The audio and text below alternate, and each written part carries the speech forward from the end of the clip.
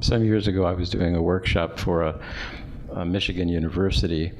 The prof called me and said, "Say, the evening of the first day you're here with us is my creativity class. Would you take it that evening?" And I said, "Oh, sure."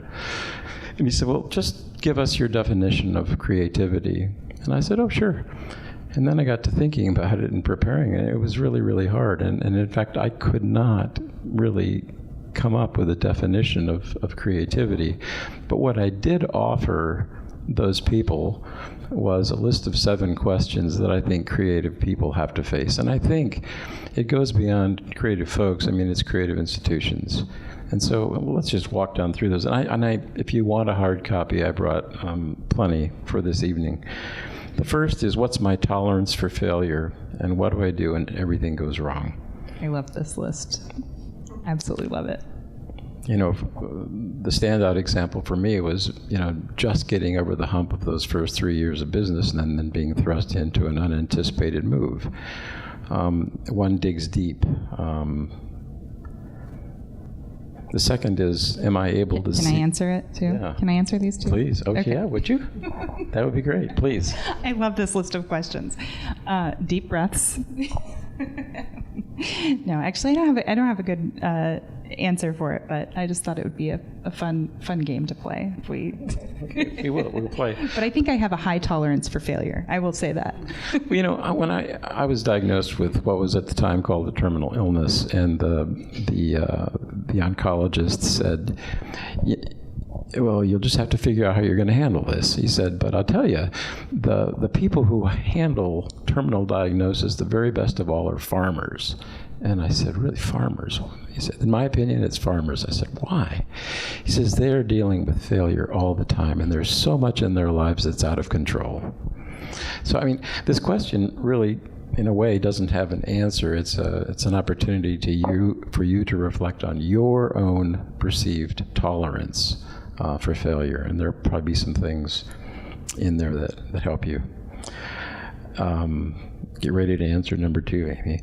Am I able to see the seeds of possibility and genius in my failures? Let me tell you a little story. A friend of mine, Jack Troy, one of my ceramic heroes, I was at an unloading of his wood-fired kiln, and about 25 yards from the kiln was a cement block building. And as Jack was unloading the kiln, he'd see something that he didn't like, and he would throw it out up against that building and break it, just that quick. And I was so frustrated because some of those things look so wonderful. I came right home and made a promise to myself that when I unloaded the kiln, I would keep things around for a minimum of 2 weeks and look at them repeatedly. If it looked like a total failure, I wasn't going to throw it out the first day. I was going to explore and examine until I could find just that little spot on that pot where I could say to myself, if I could make that happen all over the pot, that would be a fantastic pot. So that's kind of how I dealt with that. How do you? Well, I kind of have to, as a letterpress printer, by trade, I have seen some failures of work that I've done, and what I have to do is I have to actually just put it away. If it's a particular day that it's not working on the press, or if it's not, or just whatever project, if it's not working, I have to put it away. I have to let it marinate. I have to kind of let it settle a little bit, come back to it with fresh eyes. And sometimes it takes, just a good night of sleep. Sometimes it'll take 2 weeks to marinate. It just depends on. But I'm always seeing the seeds of possibility, probably to my disadvantage. And you're starting to answer the third question. What do I do when I don't know what to do? It's not meant to be a redundant question. All of us have an idea of what we do when we don't know what to do. Some of us ask a friend, some of us do research online, some of us let it marinate, some of us quit, some of us back away for a period of time. There's not a right answer in this, of course. There are many right answers, many useful answers, but I think it's useful for all of us to reflect on what we do when we don't know what to do. I find just keep showing up, keep being ready to walk through the open door, or recognize an open window, or keep showing up. That's when I don't know what to do. That's what you do. That's what I do. Keep showing up. I like Showing that. up. Fourth is, what's my tolerance for ambiguity, ambivalence, paradox, and uncertainty, and to what extent am I able to embrace these as friends? I think for many artists, we're approaching work, we're approaching profession, livelihood, passion, in ways that most of the rest of the world doesn't. And I think as a result, we're walking into those gray areas all the time. And the gray areas are full of these qualities. And I think to be able to embrace them as friends is one of the hallmarks of being in the right place. Yeah, I actually recognized a time in my life where I started recognizing when some of these pieces felt very anxious and anxiety-ridden to me. And I never used the term friendship with them, but I remember when I said, I can use that as a force to really excel, use that energy instead of having it, lead to anxious wanderings. Turn it around and keep showing up and do items 1 through 3. Think about those. But yeah, embracing them as friends. I like that. How do I live with creative ingenuity while at the same time living within real limits? All of us have limits. Limits of physical capability, mental acuity, budget, time, age.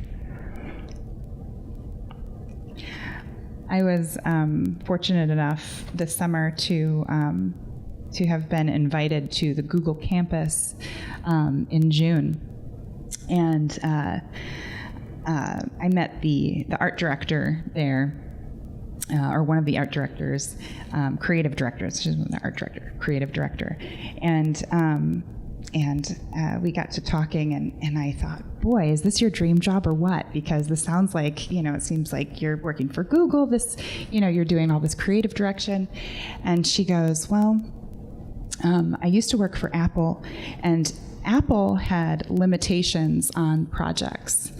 Working for Google, doing all of the creative projects that she was, managing, she said there are no limits. And I thought, what a nightmare! What an absolute nightmare that must be to actually not have any limits. And I thought for a minute, I love, thinking about things in this sort of limitless capacity. I really love thinking big and thinking all of the what ifs. But the reality is there are always limits. There typically are. And I thought in that moment that having no limits seemed absolutely terrifying. So we chuckled about that for a little while, but it was just very eye-opening to me that there was a possibility of this limitless. What is that? What is that? That's not real. Some years ago, Jolene and I lived in a subdivision, and I got it in mind that I wanted to build a big wood kiln, a big onagama, 30 feet long, using 8, 10, 12 cords of wood, producing belching smoke. Of course, that wasn't a possibility.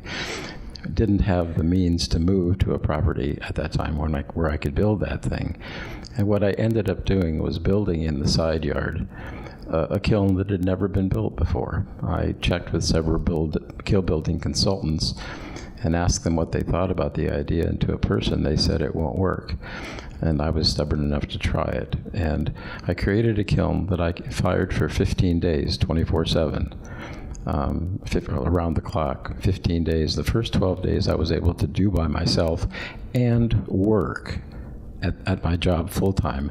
I was able to space the stokes apart 5 hours, so I could get up and feed the kiln at breakfast time, run home at lunch, do it at supper, bedtime, once during the night for the night feeding.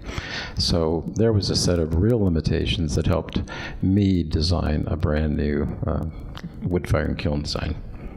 To what extent? Did it fire again after the 15 days? Say it again? You fired it, it was 15 days, 15 days of stoking. and it fired, it worked again after that, correct? Sure, we used it for years. Yeah, okay. Yeah. Mhm. That's good. To what extent, finally, am I willing to follow my heart? What do I do when my inner voice comes in conflict with the expectations of others? This is just an acknowledgement that we all live in relationship and we have expectations of each other. And it's good to reflect on where your areas of flexibility are and aren't. That's a fantastic question. I think the last question is maybe the most important. If I were a professor and if you were a class, I would give you an assignment to spend at least 30 minutes journaling on this issue of number 7. So I commend it to you. Who are my influences and why is it important that I pay attention to them? We all admire people for reasons we may not always itemize clearly in our minds. And I think if we look carefully at those who we admire, we'll have a pretty quick checklist of the things to which we aspire. And it's a way of, it's a means of clarifying thinking.